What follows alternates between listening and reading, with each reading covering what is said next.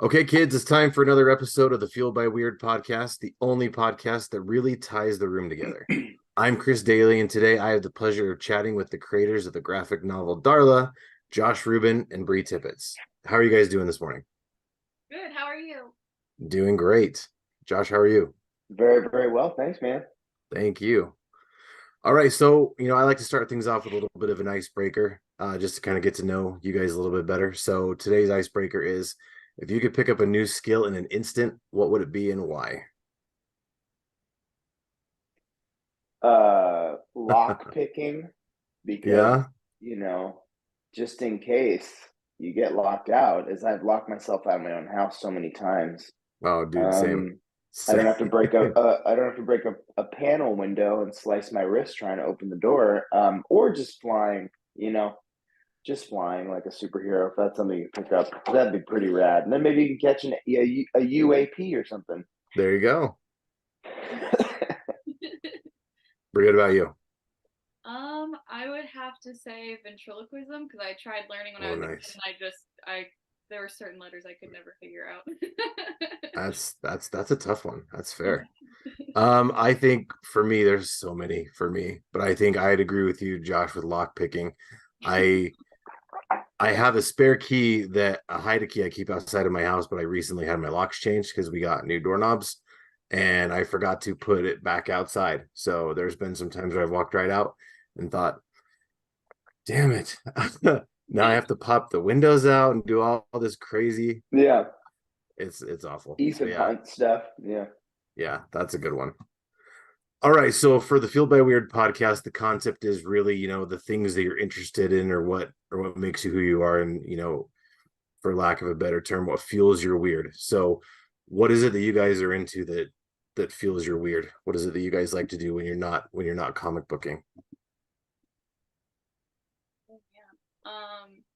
I mean, I guess reading other comic books or watching films. I also have picked up saxophone again, which I played as a kid because my Oh, husband plays nice. guitar, so kind of tried Oh, again. That's awesome. lately it's been a lot of comic book reading. God, I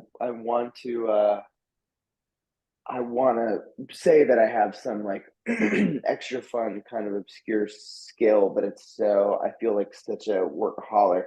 Um, or I guess right now strikeaholic. There's been a lot of striking going Yeah. on. Two of the three unions I'm in are on strike. So when I'm not like reading my stack of comics and trying to find myself in nature, just to forget about um, how much of an upheaval we're living in right now. Uh, that's what I do. Although lately I've been like deep diving on UFO conspiracy stuff because of the testimony from the other day, where everybody's just Yeah. like so wrapped up in, of course, the strife of their own lives as they should be. But it just seems like an opportune time for aliens to make themselves known and real. Everyone's like, "Yeah, cool. I need health insurance anyway." Um, Yeah, seriously. I mean, like you said, right now, escaping reality is kind of the best thing to do because reality kind of yeah, sucks right now, to be perfectly honest. yeah, So, I mean, whatever you could do to kind of keep your inner peace and keep your happiness, that's not a bad thing at all. yeah. Amen. And revisiting stuff from your childhood, that's something I'm super big on, Bree. So that's awesome that you're picking it up again. Oh, thank you. Yeah, it's been Yeah. challenging because it's like not like riding a bike again, but it's fun. Oh, for sure. Yeah, definitely.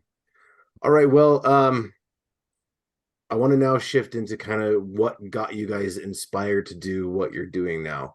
So, Josh, we'll start with you. What is it that got you inspired to become a writer in the first place?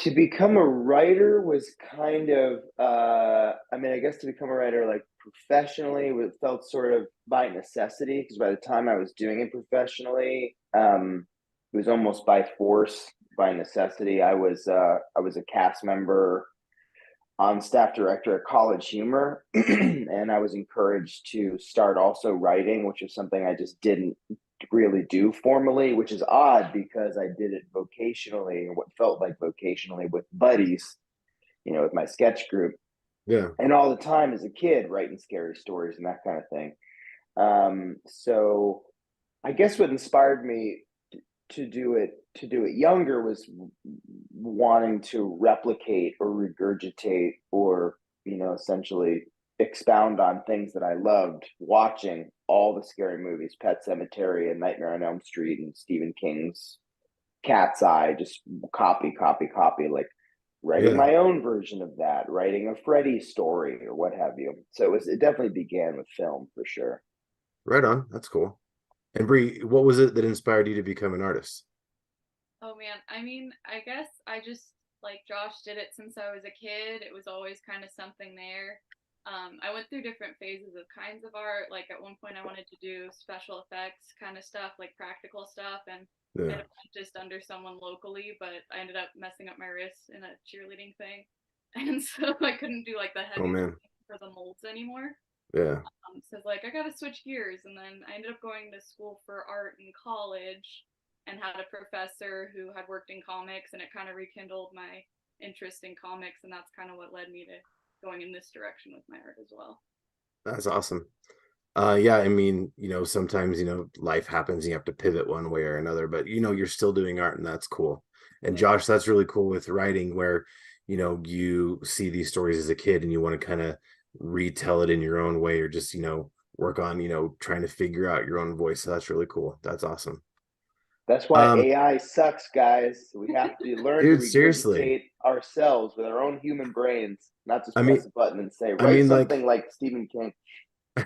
I mean, like Nick Frost, or not Nick Frost, Simon Pegg said it really well. Like AI hasn't had heartbreak, hasn't had life happen to them. So really, Yeah. you can't create the same thing that a human could do with art or with writing. So yeah, I mean, I think AI is a good tool, but it's definitely not something that should be replacing a human. Yeah, Definitely, that's right. yeah, Jackie just wrote Skynet should never be trusted. That's true. yes. They tried telling us in the '80s it was going to happen. We just didn't listen. That's right. All right. So we'll start with you this time, Bri. When you're coming up with ideas for something, it's something you're drawing, something you're creating, where do your ideas come from? Um, I'd like to say I'm like good at being uniformed and thinking of it like just having it, but I feel like it takes like going outside and kind of like letting your mind wander, and then you can kind of gather things, or watching enough films you can gather kind of like some creepy ideas. Or just like honestly, as frustrating as it can be sometimes, sitting with your sketchbook long enough and you have a couple dud drawings, but eventually something comes out that you want to recreate. So just like working through stuff. Yeah, for sure. I mean, as aspiring writer myself, um, part of the process is just staring at the blank page forever. Josh, I'm sure you're familiar with this too, where you just sit at the blank page and Mm-hmm. just stare. I mean, you could spend 3.5 hours staring at this and then, spend a half hour, you write 5 sentences and then you're done. And that's something I saw a meme with Taika Waititi where he, said part of the process is just staring at a blank screen and just crying and being upset and sad and frustrated. And then there's some art there. So that's cool. Right. Josh, what about you? Where do you get your ideas from? Yeah, it's everywhere. I mean, pretty much, they come to me pretty much certainly when I'm not staring at the screen, like on the walk or the shower, thinking about almost anything else. A lot of driving too. It's like if I'm driving around listening to podcasts. I get super inspired listening to one of my favorite interview shows is Postmortem with Mick Garris, which I was lucky enough to be a part of a couple of years ago, because he talks to other writers about the process, and so hearing other writers, like if it's like Ari Aster, Mike Flanagan, or Oz Perkins, there's a lot of I guess there's a lot of male filmmakers, writers in our community, unfortunately. So there's been a lot. It's like a lot of Caucasian male horror creators. Hi, Josh.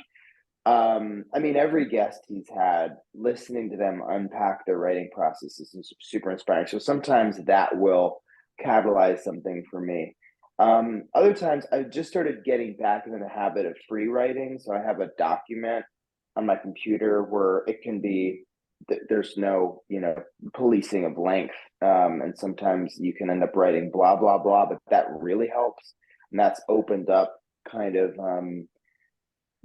sort of fun avenues to explore, which is actually, it's an a Natalie Goldberg writing exercise. Free writing for several minutes or a few minutes or even 30 seconds can free something up subconsciously. That helps quite a bit. So it's a combination of stuff for sure. You really do have to soak up life and not look at the screen in order to be a good writer. And I think, all of us natural introverts have to get better at that. If that's the tricky thing that we didn't sign up for. It's like, oh, I guess I got to go like interact with people. But every time that I do and get out there and get social, I never regret it, because you walk away with some thing you never could have thought of or never could have written, some fun nuance. So Yeah, for sure. I mean, like, with the whole COVID pandemic, working from home, it's definitely been an introvert's dream because you don't have to deal with people, but at the same time, it, is an introvert's nightmare because you're making it even more introverted. So, I mean, that's something I've dealt with where my wife's like, come on, we got to get out of the house. I'm like, but all my stuff's here. I don't really want to leave. yeah. It's great here. But then, when you go out, you don't have that fear of, like, or the regret, I guess, of going out and having that interaction, because like you said, you do come away with something that Mm-hmm. you wouldn't have had before. Like, I know with me, I went to a writers group once that I almost didn't go to, but after the fact, we came up with a great story where we mixed the Skrulls from Marvel with Fight Club and came up with a credible concept with Skrull Fat. So that was kind of a fun thing that we wouldn't have had, and we've joked about it for years now. So, that That's right. If definitely, you tough it out, you can end up, you can slingshot back to your hole yeah. and write down everything that you just experienced. You Exactly. survived. Yeah. So yeah, definitely the big takeaway is, even if you're afraid to have those experiences, definitely, break out of your shell once in a while, because you never know what'll come from that. That's awesome. All right, so the reason we're here today, we want to talk about Darla, the comic that you guys created together, and Darla was a trip. That I it was incredible. Like, it messed with my mind. I didn't know where we were going, and by the end of it, it totally had me twisted, and it was something I never even saw coming. So, how did you come up with the idea for Darla? Well, it was originally intended to be a film, which, they say in the comic book community is a bit taboo. You intended for this to be a film, but you can't get it off the ground. So you're going to like come to us, or you're going to come to our community, or come into this medium and, wipe off the cobwebs and transcribe it. So I thought of it as a kind of Ari Aster-esque, Stephen King inspired kind of tale. It's almost kind of an EC Comics sort of story, as was pointed out to us in a recent interview, and it just kind of blew my mind. It's like, oh shit, it is kind of like a Tales from the Crypt like story in its own way, with this sort of Yeah, I can see anti-hero that that. goes through the supernatural shit. Um, so yeah, I think it was inspired by I guess my love of the Babadook and the Dead Zone, and also wanting to explore kind of an irritable, small town, slightly elderly character, which you don't often get to see in the Yeah, context of supernatural and what have you. And it was a combination of Bri having like tagged me or sending me fan art for some of my films, and looking into Bri's work, where I sort of went, holy shit, this sort of charmingly gruesome work that she does with her art, and that is just so creative and so visionary in its own right, could be great for what is otherwise considered a super twisted, gallows humor-esque, and ultimately tragic story. This could actually be yeah. a good pairing. And so that was how we kind of came together ultimately. But it wasn't intended to be a comic, and I think this is the perfect medium for this story. No, I agree. And so, for those who are listening to this that have not read Darla, can you tell us a little bit of what it's about? Yeah, sure. It's it's the story of a small town, irritable small town woman who, after a factory accident, she takes sort of a compounding uh, combination of pain medication, consumption of fracked water, and taking on the emotional impact of her accident, which leads to fantasizing a monster inside her house that sort of encourages her to do naughty things, all while she's growing obsessed with a small town politician. So there's your Dead Zone, there's your Babadook, there's your Tales from the Crypt. Very cool. Now, Yeah. Bri, I've listened on the other interview that Josh did with my co-host Daniel, where he talked about how he met up with you, he found you on Instagram and really liked your art. I want to hear from your side, how was it, getting in touch with Josh, having Josh reach out to you? I want to hear your side of the story of how it came together for you. Oh man, I mean, it was a trip. I found out about him through Shudder. I like started my Shudder subscription, and there was this movie, Scare Me, and it just like blew me away. Like the same day that I watched it originally, I had to watch it again with my husband because I was like, you have to see this right away.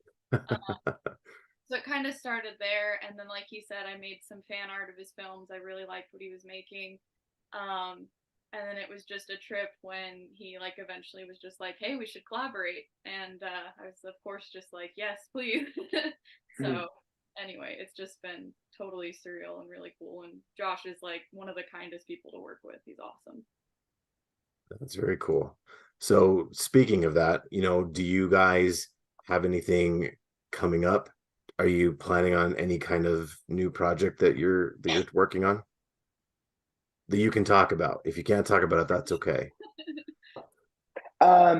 Together, there's been no plan yet. I mean, that would be rad, it'd be a dream. But there's, it's tricky with strike stuff. There's stuff is quite in the air, but I can't say I'm not completely obsessed with this medium now. I've deep dived into Scott McCloud. Bri actually sent me a book the other day about how to write comic books. It's essentially a version of like comic books for dummies. It's perfect for my brain. It's like walks you through outlining, pitching, and scripting in such a clear way. And it was really hard to wrap my head around the process, but now I'm just like, I'm kind of obsessed with the idea of more books, for what it's worth. And thank God people are just, you can tell there's this new ignition for and reinvigoration for folks loving all kinds of physical media, not just comic books, and not just graphic novels, but DVDs and figurines and everything else. We want our stuff, and that's probably a product of the pandemic. But I'm thrilled to do another book with Bri, with other artists, just to kind of keep it going. Nice. And Bri, I might have to hit you up for that book because like I said, I'm a writer myself, and that's one thing I haven't been able to kind of figure out is how to transpose from prose writing to script writing. I've heard it's easy, but I've also heard it's very hard. And Josh, yeah, I've heard when it comes to comic books, once you get started, it's hard to stop. But it's also, yeah, I've heard comics is a love-hate relationship. You love to hate them. It's interesting because as a screenwriter, again, like this process was truly creating it through the back door. Like I handed Bri my director's deck of visuals for the film and the script and sort of said, do whatever you want. Excuse me, like transcribe it. And that's cool because the story's all there and there's a lot of material. But the shitty thing is, especially when you have an artist like Bri who's not just coloring it and illustrating the whole thing, but lettering everything by hand, this first pass of it ends up choked with text. And so the brilliant thing about our publishers and why it's so great, we ultimately ended up going with Mike Perkins and team at Invader Comics, was Mike looked at it and goes, this is a visual medium. You got to cut out a great majority of this text. It's way too many words. And so now, having read stacks of comics with the process in mind and understanding that, part of writing comic books is essentially laying out in simplest form a story in snapshots. That has really opened up my brain. I now kind of get it. I was approaching it so script-like so much like a screenwriter, which is really not the way to do it. And it's actually a great writing exercise for all of us who want to be writers. It's telling your story in the most bare bones type way, with the most emotional impact. So when you have those captions or you have that dialogue, it's really, really got to count, which is why many of the comic books, to use a term that some recent employees at recent signings have mentioned, many comics are quote unquote mid. They're written not as well, nearly as well as the art. The art is almost always better than the writing. So when you get that, James Tinian House at the End of the Lake, let's say, or Ice Cream Man, impactful or Dark Ride level piece, you go, holy shit, this is that culmination of great dialogue, great story, and impeccable art. And that's the dream. For sure. And Bri, is this your first time on a comic? Have you done comics before? What was the process kind of like for you? It was probably my first more professional one. I've been making my own like comics and graphic novels for a while now. I originally wanted to go into inking and I kept getting told no, no, no. And so I was like, I'm just gonna do my own thing. Um, but yeah, it was my first time doing it in like a professional manner and also working with a different writer. Like I usually write my own stuff, not that I'm great at writing, but it's like if Sure. you want to make it, you gotta do it yourself. Yeah, definitely. Mm-hmm. And so it's been a cool experience because Josh is such a great writer and I get to just kind of just go ham with the art, and so that's been a great experience. Awesome. Yeah, definitely taking a bet on yourself has proved more successful than not. So that's cool that you decided to go on your own, even though so many people told you not to. And look where it's gotten you. It definitely paid off for sure. Yeah, I have Josh to thank for that. Definitely. Thank you, Josh. Very Yes, cool. yes. I mean, but without Bri and without her art and her vision, this thing just wouldn't have happened. It would continue to sit and collect cobwebs. Or I'd be crossing my fingers, hoping some visionary filmmaker would, come tell this story. I'm so glad we have this product that's evergreen now. Darla's always going to be there for anybody who ever wants it. And apparently, we're almost done with this. This first printing is almost sold out, and so there'll be Wow, another iteration where we can create another cover, maybe add some extras, like there'll be a new sort of version of it. And that's really, really thrilling. that's cool. Mm-hmm. Very excited for you guys. Well, do you guys have any advice you'd give to up and coming creatives or people that, are wanting to do something creative but haven't really been able to take the plunge yet? Bri, I'm going to start with you. See if you've got any advice for anybody. My advice would be it is good. Like, I know people like teach you like the 10,000 hours, like, you really got to put in your time because I think that's where you figure out kind of your style, what you like to do, what you don't. But I think what I wish someone would have told me is you're able to space that out. You don't have to constantly be like overdoing it and like stressing yourself out about it. You can like take your time, enjoy the process, do it when you feel right. Like, I wish someone would have warned me of that. So, just for anybody who's hitting the pavement too hard, you don't have to go that hard. That's good advice. Josh, what about you? They always say like read everything and write as much as you can, certainly to be a good writer. But I would, just to kind of circle back thematically to our conversation, just in general, is getting out there and not just focusing on creating an output, like living your life and putting down the screen and taking the walk and interacting with people, especially people that are like-minded, that love what you love, that love fantasy or drama or certain types of, any type of media. Find your contemporaries and just like build relationships with them. That's exactly how I started and how I ended up in the position that I'm in, is meeting like-minded folks, and not just saying let's make stuff and put stuff out there, but creating relationships with people. The relationships that I began many, many years ago in summer camp, like with my buddies Sam Reich and Elaine Carroll, I'm still working with them. And that following that comes out of the output that we create together, the audience that watches our stuff, there's also the audience that discovers Darla or Wounded Fawn or you know, any number of stuff that we put out. And so it's this cyclical thing that hopefully we can inspire other people. So just as important as the output is like getting out there, living your life, and like making relationships with people that are like, oh shit, you do what I do. Yeah, it's definitely helpful, especially, you know, when you find people that do the same thing you do. You can create that kind of support system for on days where you're feeling like, I really don't know if I could do this. You're like, yeah, let's go do it. You can absolutely do it. Mm-hmm. It's Mm-hmm. creating by yourself is not nearly as fun as creating with other people.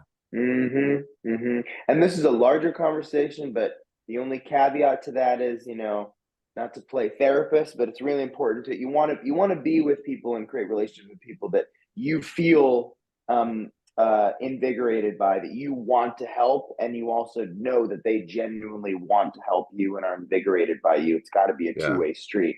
for We sure. can all get taken advantage of, and we're like, oh man, yeah, I'll help you, and then you never get it. It's never reciprocated. It's what we all learn this lesson in our life. So when you're building those relationships and involving yourself with folks, just like any good friend, you want it to feel that good. You want to go out there and like make buddies that make you feel good. You want to be able to look Yeah. around your wedding, your birthday party, and go, wow, all these people make me feel great because I make them Yeah. feel great, and but you know, vice versa. So that should be the other piece of it. Yeah, for sure. Because I mean, you know, I'm sure we've all had that relationship where, you know, you've got the friend that says they're going to support you, but they don't return the same kind of Yeah. level of support. Oh yeah. Um, and that definitely makes it harder because you think you're getting better and you think you're growing, but you're really not.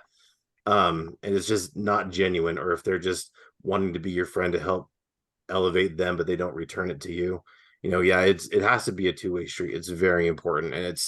And that kind of definitely ties in because you can't just have it all be business. Kind of ties into what you said, where you have to make those connections and do. It's not about the output, it's about doing stuff. So in order to have Mm-hmm. those genuine connections, you have to do more than just work.